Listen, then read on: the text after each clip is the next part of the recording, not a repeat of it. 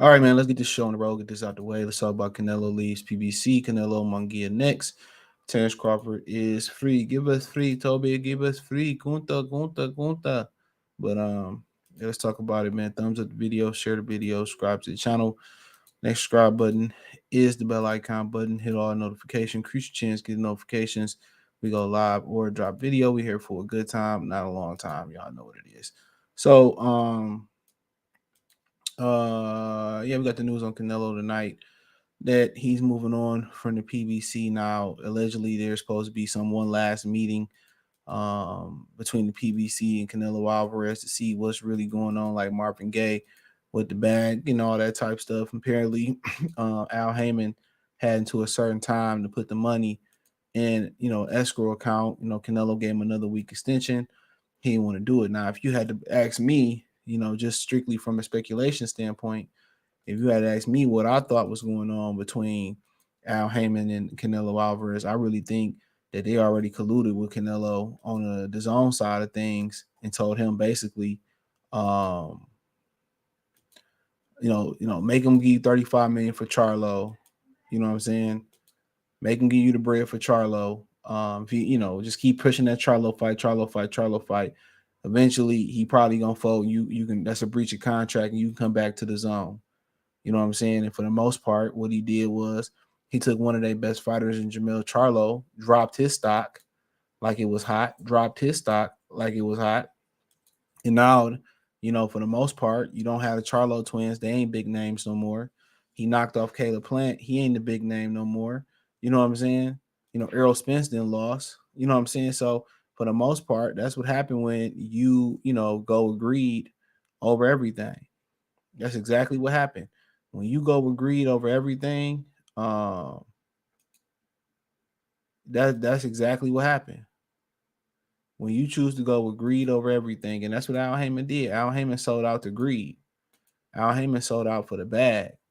Al Heyman, was just looking at the money aspect of it, and he didn't give a hell about the fighters or giving up his fighters. He was just trying to get Canelo to come over and fight on this platform, and for the most part, it backfired. I'm telling you, why would the Zone work with Al Heyman to deliver the Munguia fight on Amazon Prime, PBC? Now you can say, well, they can just get PBC to pick the money up, but apparently that's a very popular fight, so that's a very fruitful fight.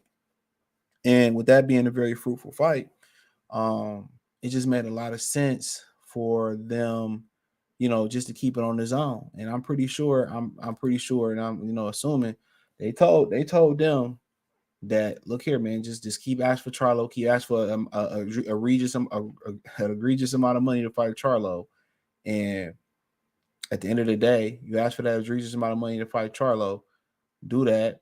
If he give it to you, cool. When we get you Munguia fight on the back end. If he don't give it to you, come back over to the zone and do your thing here. You can fight whoever you want to fight.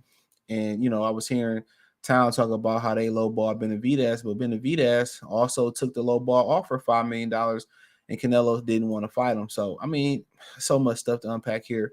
You can even listen to the Eddie Hearn interview he did today about Terence Crawford and Edgar Berlanga, and basically, selling the Berlanga fight over a Crawford fight, even though I'm not a bigger fan of a Terence Crawford Canelo fight.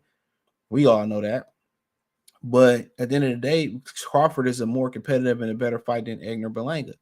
And Eddie Hearn trying to sell us, with a Berlanga fight would be a good fight for Canelo. And if you a little bit late and you ain't up to speed, what basically happened was Berlanga and allegedly Munguia and Berlanga are supposed to be his two fights for this year. And don't forget, Dana White booked the Spear on Mexican Independence Day holiday weekend in September. So he trying to push Canelo off that September date. And maybe that's why they thinking about doing the Berlanga fight. Maybe make sure you do me that favor, thumbs up the video, share the video, subscribe to the channel. Next subscribe button is the bell icon button. Appreciate the love and support. But yeah, that is what it is. So I'm trying to cover all the bases here. So I mean, shit, man. I mean, ain't nothing really too much more to complain about, man. Canelo, he gonna fight Munguia and probably Berlanga this year. I heard that the Munguia fight is pretty much done, but things can change. Um, he gonna watch. Y'all gonna watch. So y'all go pay. So y'all go support it. You know what I'm saying? And so be it, man. Do what y'all want to do. Y'all don't care about the space that boxing is in right now. Y'all don't care about it. You know, all y'all gonna sit there and do is rationalize how Munguia got a chance, rationalize how Berlanga got a chance. And like I said, you know, I coined this phrase: the upset is the new big fight in boxing. You know, the upset is a new big fight. And at the end of the day, I mean, I ain't really mad about the Munguia fight. It is what it is. But you looked at Canelo box rec. I mean, he been taking tune-ups for quite some time. You know, he ain't got no shame in this game, you know, and why should he? If they're gonna pay you a bunch of money to take easy fights, who in here wouldn't do it? Because anytime you do something for the boxing fans, all they do is complain and try to take away from your accomplishments. So I really ain't blaming them. But don't sit here and tell me how boxing, you know, got a problem and boxing got to do better and boxing got to make better and greater fights. But you putting this shit on a pedestal. That shit wild to me. So ever since he lost to Beevil and they act like that shit didn't happen, you know, Golovkin, that shit was a tune-up, even though he looked shitty. John Ryder tune-up, Jamel a tune-up. So come on, this nigga had 3 straight tune-ups since losing. Like, when is he gonna step up in the fight in which, you know what I'm saying, you know, in which, you know, he gonna do something? And at 33 years old, if you feel like you ain't got nothing else to prove, then why continue to hold up a division and hold Morrell back from becoming a champion, hold David Benavidez back from becoming a champion? You know what I'm saying? Why do that? Why do that? That just don't make no sense. Why do that? Why hold them brothers back from, you know, being the champ? It's one thing to say, you know what, dude, this is what it is. You know, this is what it is, man. You know, I'm gonna defend the lineal belt and I'm gonna pick a belt or two to defend, and everybody else can do their thing. But he holding up a whole fucking division from guys that's trying to be great. Then you gonna hold the division up to fight a guy Munguia who ain't challenged for a belt at 160. You know what I'm saying? Then you gonna fight a guy in Berlanga who ain't even the top 15 super middleweight and get them opportunities at the belt. You know what I'm saying? Like, come on, man. And it's gonna be people that don't see nothing wrong with it. There's gonna be people that make it seem like I'm crazy and they don't see nothing wrong with what he's doing. And that's fine. Continue to turn a blind eye, continue to diminish, you know, the real good fighters like Terence Crawford and their accomplishments, and, you know, belittle Inoue because he don't want to fight in America and all that bullshit. You know what I'm saying? Just like Bonzi Ennis said, you know, Conor Ben ain't got nothing that they want. Ain't not a nigga made a video about that but me. Y'all pick and choose the battles and who y'all want to get on based off a popularity contest. It ain't based off what's right, what's wrong, what's good, what's bad. It's based off a popularity contest. And when some, you know, some bullshit come up, you know, when one of y'all favorite fighters, y'all niggas don't talk about it. They act like it didn't happen. And that's Mexican fight fans, that's black fight fans, that's white fight fans, that's, you know, Pacquiao was a Filipino fight fans. All y'all niggas do that shit. And then try to say this the greatest fighter in Mexican history. Man, real talk, Chavez isn't even the greatest fighter. He wasn't shit neither. This motherfucker lost to a journeyman, Frankie Randall. He really should have lost to Mildred Taylor, but there's no need to beat a dead horse dead. It's already dead. You know what I'm saying? So, I mean, they can say whatever they want to say, man. It's just to the point when in boxing, you know what I'm saying, y'all happy to see fights that you know the outcome. Who want to see a fight when what you know what the outcome is? Tell me that. You know what the outcome gonna be. Munguia don't have a chance in hell to beat Canelo Alvarez. What's gave you a chance? He got a better chance than Berlanga. But do Munguia got a better chance of beating Canelo than a Terence Crawford? I'm just using them as a barometer. You know, do Berlanga got a better chance of beating Canelo than Jake Paul? I don't think so. I think Jake Paul got a better chance at beating Canelo than Berlanga right now, especially if they're gonna do it like 190. You know what I'm saying? So, you know, people going, oh, he's fighting Munguia next, and this is great for boxing and shit. And like I said, it's a super popular fight, but you can't show me where Munguia ready. You can't show you more ready than Berlanga. Let me say that. But you can't show me where Munguia ready. You can't show me where Munguia ready. Yeah, he fought Derevchenko. I mean, he just stopped John Ryder. They set this shit up so smooth. And you know they still got a vendetta for Al Heyman. So they trying to take Al Heyman out the game. And now Oscar De La Hoya and Eddie Hearn working together to take down Al Heyman. And like I said, I ain't against that shit. You know what I'm saying? But at the same time, Al Heyman got played. Well, he really didn't, because he didn't give up that $35 million to become weaker. He let him say, okay, go ahead and walk away. I'm gonna give you $35 million, and we probably ain't gonna make 35. We probably ain't gonna make 35 million in profit. Come on, we ain't gonna make 35 million in profit.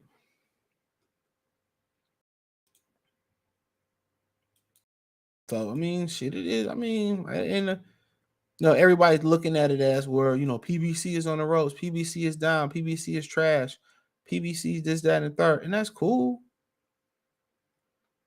I ain't tripping on it. It was, they had no intentions to better boxing. They had no intentions of bringing great boxing back to they had no intention to bring great boxing back to what they call it, terrestrial TV, whatever they call it. They had no intention on doing that shit. This shit was a money grab. And according to Eddie Hearn, Canelo fighting 3 times this year. That lets you know he ain't fighting a guy. He ain't fighting nobody. This was the plan all along. This is the plan all along. And ain't nobody got shit to say about it. Ain't nobody got shit to say about it.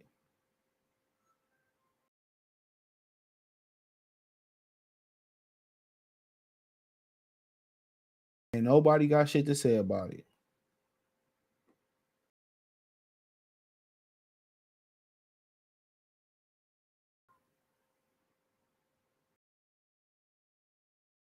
So, I mean,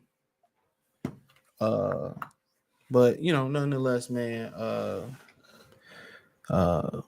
he fight Munguia. I expect probably a Berlanga fight. The third fight this year, I can't call it. Don't know who it'd be. Probably be an English muffin, with jam on top. But it's boxing. Canelo can do whatever you want. Y'all gonna watch it, no matter what they put him in the ring doing, shadow boxing or whatever he doing. Y'all gonna support dog regardless. So I ain't really knocking it. I ain't upset about it. Just to the point where boxing, it just continues to disappoint and continues to hit, low and low records. You know what I'm saying? Like, come on, man. Munguia didn't want to fight Janabek when he's the number 1 fighter for the title. But all of a sudden he want to jump up and fight Canelo Alvarez. Make it make sense. Berlanga going to fight guys that we have never heard of, other than like Desmond Nicholson and Steve Rose. You can make an argument that he lost to Steve Rose, and then he want to go fight in the Uno of the sport in Canelo Alvarez. Make it make sense. Make it make sense. It doesn't make sense. It doesn't make sense. GK Black salute. Maybe we get playing Charlo. I don't want to see that fight either. Like, Charlo is cooked. I be killing him. Salute. PBC peak was 2020, was 2014. Glad Bud broke up PBC prorogatory. What is that? Could letting Bud and Canelo go free up some bread for fights? I don't know. What fights they got that you want to see at PBC? Come on, what they got that you want to see? What's going on, D-Ray Live? Salute. He said Munguia lost to Hogan for real. I mean, a lot of people feel like he lost to Derbychenko. It was a good fight. Yeah, Dennis Hogan was, he was solid. He said putting lesser tier fights behind a paywall, shake my head. He said, GK said, I blame Maul for accepting the fight and not telling Canelo to stop running from David like Badu Jack did. I never think Jamal accepted the fight. Jamal said he hadn't talked to Al Heyman since he last fought. So they had no intentions on putting Jamal Charlo in there. They kept Munguia witness protection when he was Boo Boo Mando too. I mean, yup, and they preserved him for this very exact moment. They preserved him for this very exact moment.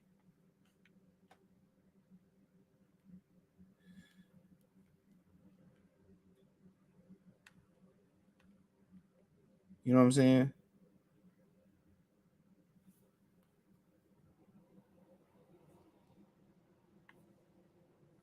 They preserved him for this exact moment, bro.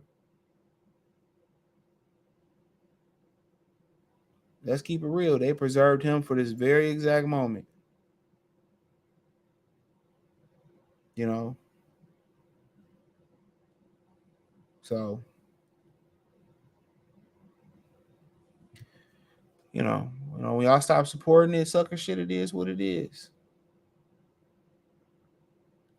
It is what it is. But yeah, I ain't gonna be on long tonight. Let me run through this shit because I'm gonna get my ass in the bed. So that's pretty. What else we gonna talk about? Keep this shit 30 or less.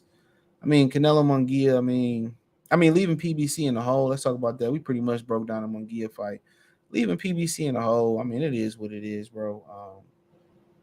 They colluded against Al Heyman, in my opinion, allegedly. Yeah, they can colluded against Al Heyman. Basically, what happened was, like I just told y'all, they basically told him to stand firm on asking for money that was never going to be there for the Jamal Charlo fight, and they told him to, ask for that money, ask for that money, ask for that money, ask for that money, ask for that money, ask for that money. And he knew what he was doing. He knew all the way along. I told y'all this, man. Everything that's happened, I already told y'all that. Even before Rick Glazer been saying this shit, I told y'all when the PBC deal was up that he was going back to the zone. How long I've been saying that shit? How long I've been saying that shit? Who was the first one to say that he was fighting Munguia? I told y'all he was fighting Munguia. Everything that's being reported, I've already been out in the head in the front of. All this shit. We say PBC was getting kicked off Showtime. We was ahead of the curve on that. We was ahead of the curve on that.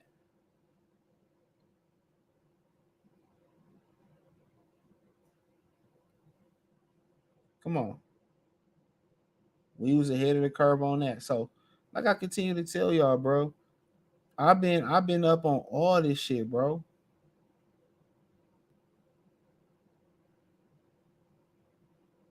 I've been hip on all this shit. I've been ahead of the curve on all this shit, bro. And ain't no, and a lot of y'all niggas, y'all ain't want to listen at all.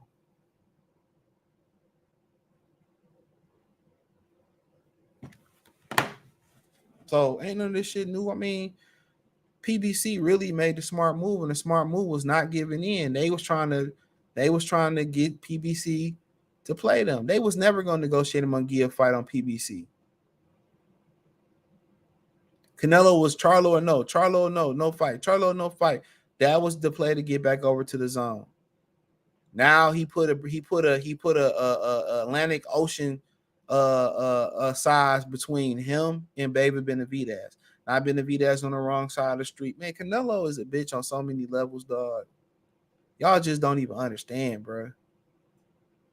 And Benavidez took that $5 million low ball offer just as Beeble did. Beeble only made $5 million fighting Canelo Alvarez. He took that $5 million shit. He took that $5 million he took that $5 million he took that $5 million low ball offer. He took that $5 million low ball offer. And Canelo still didn't want to fight him.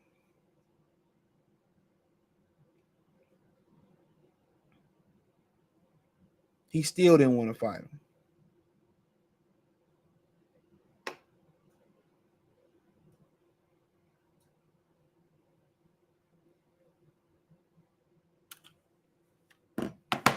So it really ain't nothing to continue to complain about. Ain't too much to continue to speak about. None of that, bro. Like PBC really was the smart move. It ain't everybody making it about PBC don't have the money. The zone wasn't about to pay him $35 million to fight no motherfucking Jamal Charlo. They wasn't about to lose money fucking with him. Believe me, they wasn't about to lose money messing with him.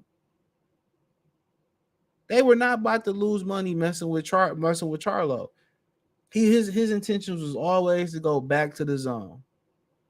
Those was his very intentions, bro.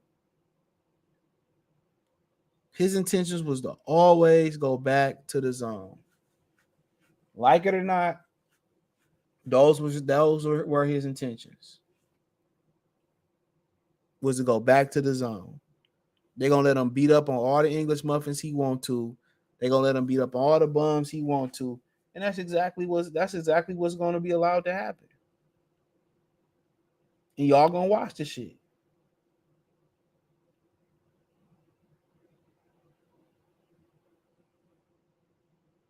And y'all gonna watch the shit.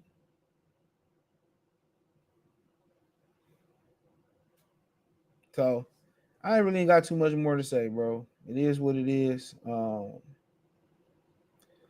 Crawford being a free agent, the WBO president Paco, he you know, he basically hinted that Crawford gonna be there pretty soon, and that he basically hinted that Crawford gonna be there pretty soon, and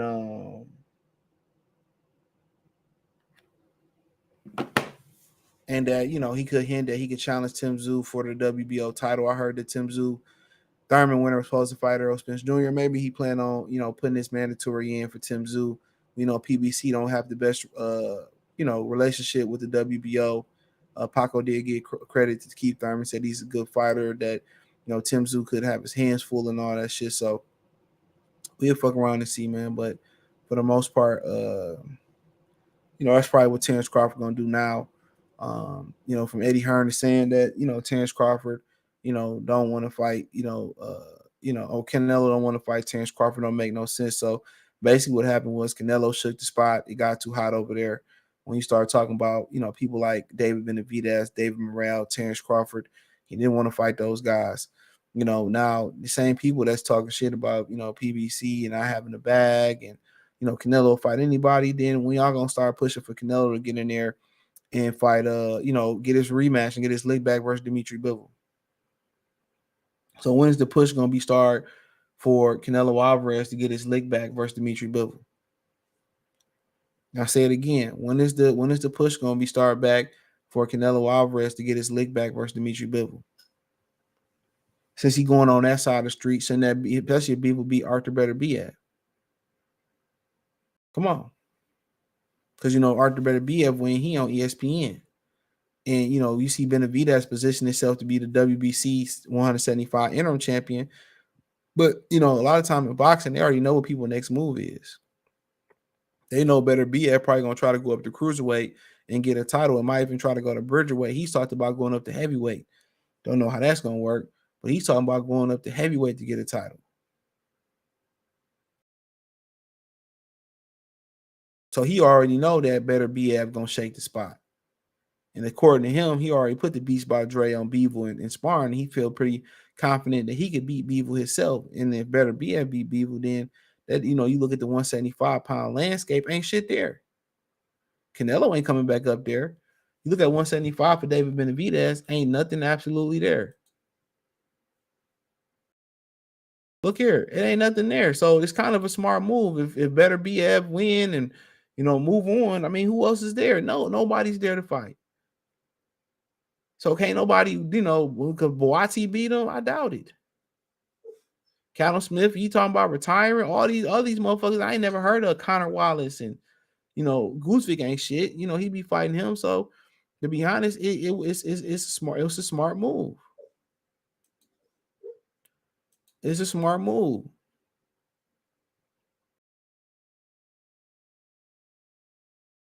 It's a smart move.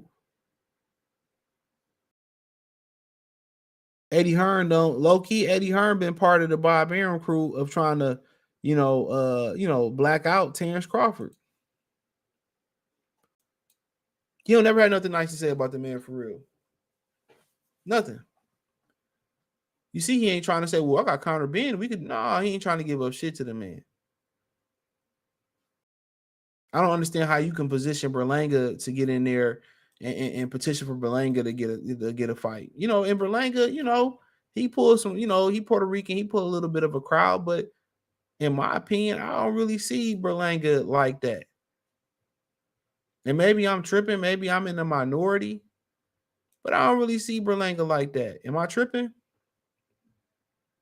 Like Berlanga ain't selling out the where the Orlando Magic play at. This dude sold out a hotel. He was fighting in a hotel arena. You know what I'm saying? So they playing the Kia Center. I didn't know that shit was called that. Remember, it used to be called TD Jakes. I mean TD Water or some shit back in the day. That whole 20,000 people. Like, come on, where is it? You know, where's they fighting at?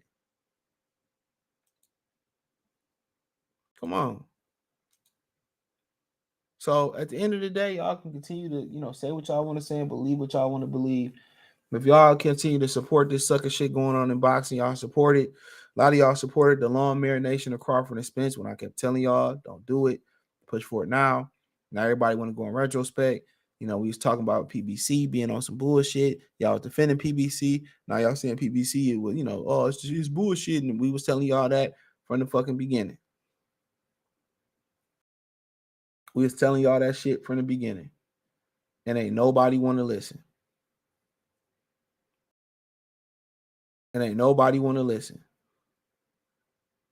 So, like I continue to say, man, it is what it is, man. As far as Crawford being a free agent, I don't know where he can go. Does he represent himself? I don't really know a path for him, honestly. Do you fight Teofimo Lopez? Do you just represent yourself? You just, try to get the Tim Tszyu fight and just try to be, rep your own thing. I don't know what the end goal is. Is it become a 4-division world title holder and just get up out of there? Is it to go for 4 and then go for 5 at 160? But obviously Canelo don't want to fight. It's funny, Canelo don't have anything to gain. He had nothing to gain fighting John Ryder, Rocky Fielding.